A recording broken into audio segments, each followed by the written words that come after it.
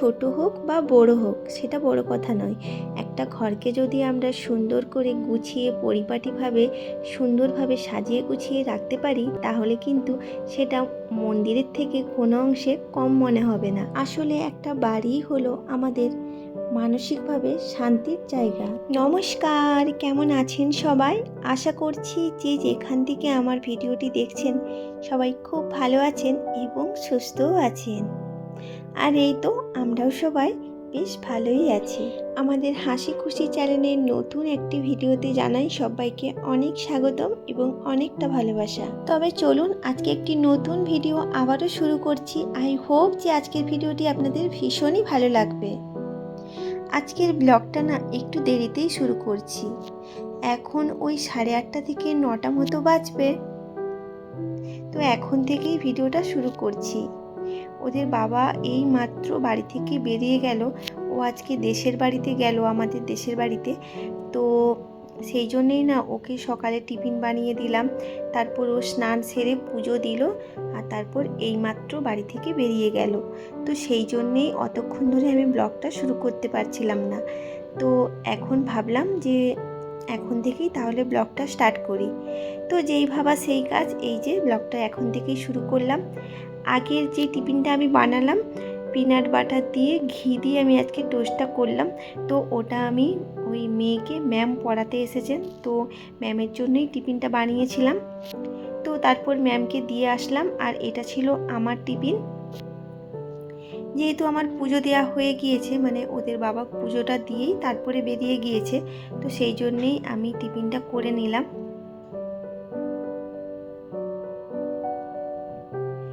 এদিকে দেখুন আমি কিন্তু স্নান সেরে চলে এসেছি। আর স্নানটা হয়ে গেলে না জানেন তো মনে হয় যেন একটা অনেক বড় কাজ হয়ে গেল। আর তারপর তো সংসারে প্রচুর কাজ আছে, রান্নাবান্না আছে, এখনও টুকটুক করে অনেক কাজকর্মই আছে। তো সেই জন্যেই ভাবলাম যে আগে স্নানটা সেরে নিই, তারপর বাকি কাজগুলো ধীরে সুস্থে কমপ্লিট করা যাবে। আর স্নানটা হয়ে গেলে মনে হয় কি অনেক বড় একটা কাজ কমপ্লিট হয়ে গেল। এদিকে স্নান সেরে একটু রেডি হয়ে নিলাম, একটু সানস্ক্রিন লিখে নিলাম, আর এই যে টিপ সিঁদুর সমস্তটাই লাগিয়ে নিয়েছি। আজকে খুব ভালো করে না শ্যাম্পু করে নিয়েছি। তো শ্যাম্পু করেছি বলে চুলটাকে আমি আজকে ছেড়েই রেখেছি, যেহেতু ভিজে চুল, তো সেই জন্যেই আর কি। আর এখানে দেখুন জামা কাপড়গুলো মিলে দিয়ে সোজা চলে এলাম রান্নাঘরে। আজকে এবার ভাতটা বসাবো, কারণ অনেকটাই বেলা হয়ে গিয়েছে। এদিকে ভাতটা বসাবো, আর আজকে একেবারে সিম্পল রান্নাবান্না করব জানেন তো। তো দেখতে থাকুন। এদিকে তার আগে আমি চালটা ভালোভাবে ধুয়ে ভাতটা বসিয়ে নিলাম।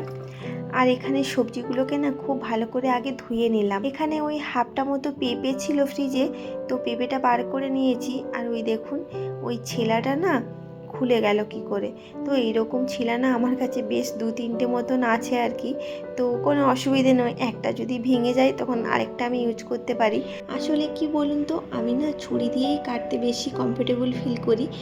আর তো মানে বঁটিতে আমি খুব একটা কাটি না, খুবই কম কেটে থাকি।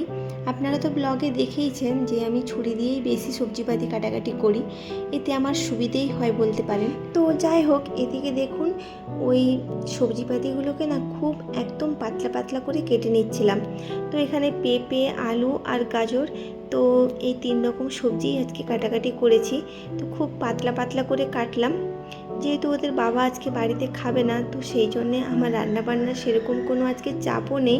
আসলে ও যেদিন খায় না আমি সেদিন বেশি খুব একটা রান্নাবান্নাও করি না, আমার ভালোও লাগে না। তো দেখুন এখানে কিন্তু আমি সবজিগুলো তো আগেই ধুয়ে নিয়েছিলাম।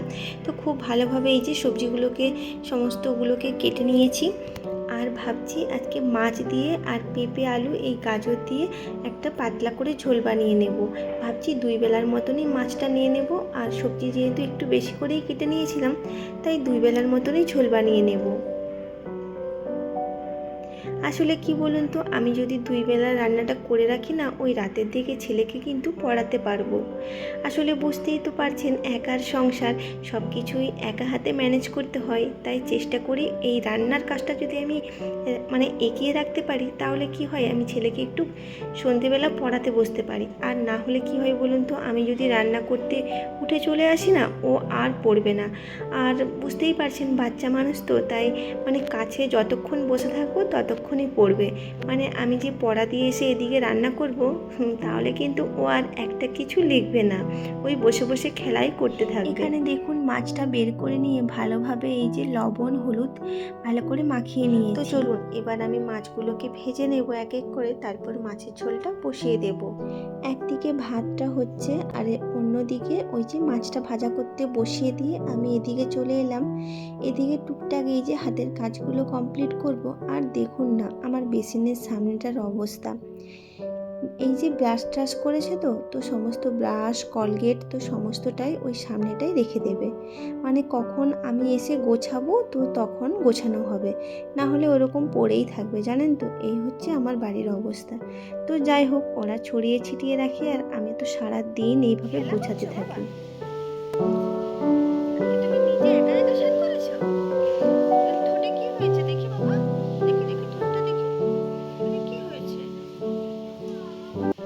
দেখুন না এত দুষ্টু ছেলে কোথায় হয়তো ঠোকা খেয়েছে আর ঠোঁটের ওই চামড়াটাকে তুলে ফেলেছে।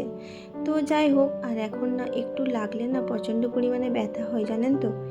তো যাই হোক, কী আর করা যাবে। আর আমার বাড়িঘরের অবস্থা দেখুন, চারিদিকে খেলনাপত্র সমস্তটাই ছড়িয়ে ছিটিয়ে এইভাবে রেখেছে। এবার আমি যদি এগুলোকে গোছাতে যাই না, তুমুল গণ্ডগোল লেগে যাবে ছেলের সাথে আমার। তো যাই হোক, ও এখন এই যে যতক্ষণ খেলা করছে করু এগুলো ছড়িয়ে ছিটিয়ে, আর ও যখন দুপুরে ঘুমিয়ে পড়বে তো তখন আমি সমস্ত কিছু আবার গোছগাছ করে রেখে দেবো।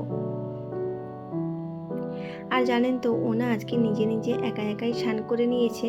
তবে একা একা বলতে আমি একেবারে ওকে ছেড়ে দিইনি, আমি ওই বাথরুমের সামনে গেটের বাইরেটাই দাঁড়িয়েছিলাম, মানে গামলিতে জল ভরে দিয়েছিলাম আর মগে করে নিয়ে ও গায়ের মধ্যে ঢেলেছে। তো এইভাবে ও স্নানটা করলো আজকে আর কি। আর দেখুন আপনাদের সাথে কথা বলতে বলতে ওদিকে কিন্তু আমি মাছের ঝোলটা বসিয়ে দিয়ে চলে এসেছি। আর সেরকম কিছুই মশলাপাতি দেইনি, রেগুলার যা যা মশলা আমরা বাড়িতে ব্যবহার করেই থাকি তো সেই সমস্ত কিছুই দিলাম। তো ভালোভাবে কষিয়ে নিয়ে আমার যতটা পরিমাণে ঝোল লাগবে তো পরিমাণ মতো জল দিয়ে আবারও চলে এসেছি রুমে। এবার আমি দেখুন বেডটাকে ভালোভাবে ক্লিন করলাম। আসলে আমার বেডের ওই যে একটু ডিজাইন করা আছে না, তো দেখছি খাঁজের ভেতরে ভেতরে না একটু ময়লা জমেছে, তো সেই জন্যেই ভালোভাবে একটু ওই কাপড় দিয়ে একটু ঘষে ঘষে ভালো করে পরিষ্কার করে নিলাম। আর ওপাশে জানলাটাও ভালো করে একটু মুছে নিয়েছি। দেন তারপর আবারও রান্নাঘরে এসে দেখলাম যে সবজিগুলো ভালো করে সেদ্ধ হয়ে গিয়েছিল। তারপর মাছটা দিয়ে ভালোভাবে ঢাকা চাপা দিয়ে তো মাছের ঝোলটা কিন্তু আমার একেবারে রেডি। গ্যাসটা অফ করে দিয়েছি আর এদিকে আমি একটু রেডি হচ্ছি, যাব একটু বাজারে। তো এখন তো দেখলেন ওই 12টা মতো বাজে। তো ছেলেকে নিয়ে যাব, আমি বললাম আমি একাই যাব, এত রোদে রোদে তোকে যেতে হবে না, টুকটাক আমার একটু কাজ আছে তো তো সেই জন্যই আমি একটু বাজারে যাব ভাবছি। আর ও জেদ করছে যে আমিও যাব তোমার সাথে বাজারে। তো আমি বললাম ঠিক আছে চল তাহলে।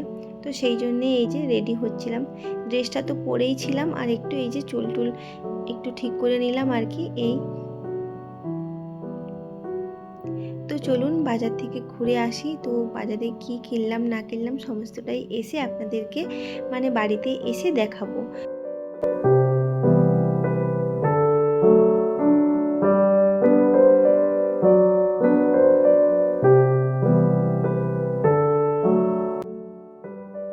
আর এই তো এখন বাড়িতে চলে এসেছি, বাইরে কি যে প্রচণ্ড গরম কি বলবো আপনাদের। যাই হোক, চেষ্টাই না গলাটা পুরো ফেটে যাচ্ছিল, তো এসেই আগে ঢকঢক করে আধ বোতল মতো জল খেয়ে নিয়েছি। তো চলুন কী কী কেনাকাটা করেছি সেটাই আপনাদেরকে একটু দেখিয়ে দিচ্ছি। এখানে ওই যে 3/4 ফ্যানগুলো হয় না, তো সেইগুলোই মেয়ের জন্য ওই 3টে মতো নিলাম, মানে বাড়িতে পরার জন্য ভীষণই সফট, এগুলো পরে না ও ভীষণ আরাম পাবে, তো সেই জন্যেই এগুলো নিলাম। তবে টুকটাক আরও বেশি কাজ ছিল আর কি, তো সেগুলোই মানে সারলাম। আর আমি নিয়েছি বাড়িতে পরার জন্য কয়েকটা নাইটি, এগুলো একদম পিওর কটনের জানেন তো। আমি এই যে 4টে মতো নাইটি নিলাম, এগুলো বাড়িতে পরবো এখন, তো সেই কারণেই নেওয়া। তো চলুন, প্রচণ্ড খিদে পেয়ে গেছে জানেন তো। তো ভাতটাও বেড়ে নিয়েছি, এই যে সঙ্গে একটু আম কেটে নিলাম আর একটু টক দই নিয়েছি আর ওই যে মাছের ঝোলটা বানালাম, এই দিয়েই চলুন আজকে দুপুরে খাওয়া দাওয়াটা করে নিই। আর জানেন তো, মেয়ের পেয়ে গিয়েছিল প্রচণ্ড পরিমাণে খিদে, ও নাকি নিজে নিজে ভাত বেড়েই খেয়ে নিয়েছিল। আমি বললাম ঠিক করেছিস, ভাত বেড়ে খেয়ে নিয়েছিস।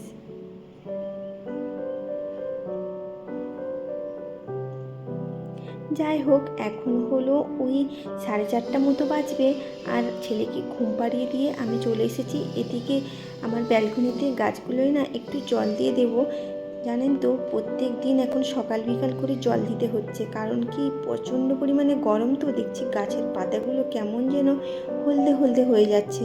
তো সেই জন্যই এখন চেষ্টা করি প্রত্যেক দিন। ওদেরও তো জলের প্রয়োজন বলুন, মানে ওদেরও তো জল তেষ্টা পায় এত গরমে। তো সেই জন্যই খুব ভালো করে একদম উপর থেকে পাতাগুলো ভিজিয়ে দিলাম, আর খুব ভালো করে একটু বেশি করেই জলটা দিয়ে দিয়েছি।